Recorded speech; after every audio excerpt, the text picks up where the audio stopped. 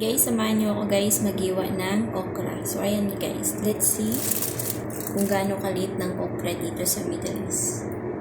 So, guys, ganito ha. Basa kasi.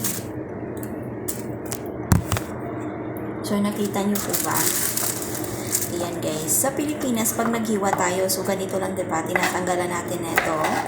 And then, ito. So, ayan po. Yung dito at saka dito. Tapos, hiwain lang natin siya ng ganyan. Ayan. So, sa Pilipinas, ganito yung mga ginagawa natin, diba?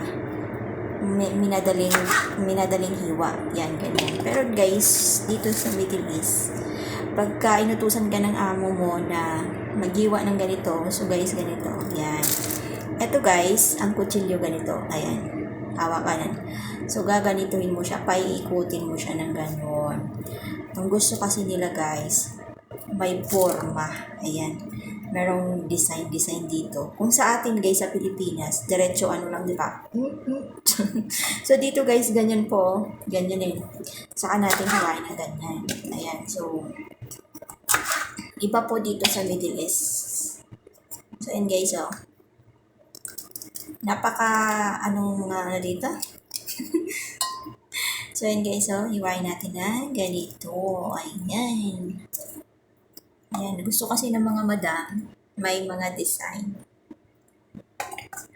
Yan ang gusto nila dito. Kung sa Pilipinas naman guys, minadaling hiwa lang, okay na.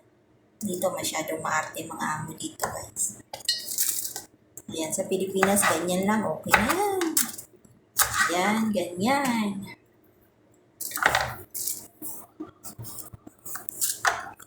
Ayan, so iwain natin. Dati nung bagong dating ako dito, ang hirap, nahirapan ako.